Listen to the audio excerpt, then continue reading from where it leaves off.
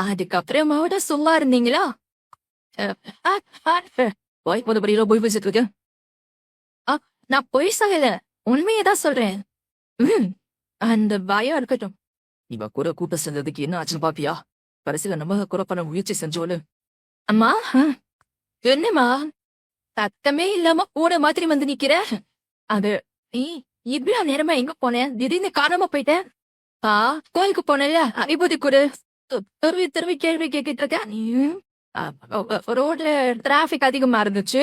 ஆ, ஆ, ஆ, ஆ. என் மனசே சரியில்லை. ஒரு ஒரு நீ கண்டதையும் போட்ட மனசு குழப்பிக்காத. இந்த மாதிரி நேரத்துல எந்த பிரச்சனையா இருந்தாலும் அத பத்தி யோசிக்காம இந்த சொல்லிக்க என்ன பண்றதுன்னு எத்தனை நாளைக்கு நம்ம கூட இருக்க முடியும்? தூக்கமே வர மாட்டேன். என்ன பண்றது பாட்டி? எல்லாம் நம்ம தலையது. அந்த ஆண்டவன் மேல பாரதப்பட்டு சாரிதா அவ தாங்கிக்க முடியாமல் ஒரே ஹாஸ்பிட்டலுக்கு கிளம்பி போயிடுவா. இன்னைக்கு நம்ம என் கிளம்பிக்கு தாட்டானுங்க. அண்ணே, என்ன ஆச்சுன்னு? விஜய், எனக்கு மகா விட்டுட்டு வர மனசு புரியுதான் தெரியுனே. ஓ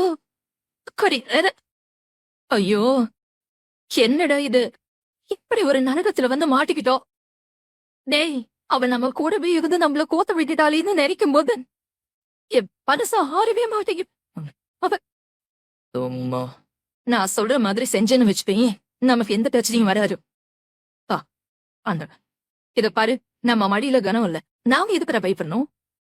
அதனால நேரா சூர்யா கிட்ட போய் வேணும்னா மருந்து கொடுத்த சொன்னது நாம தான் ஒத்துக்கிட்டு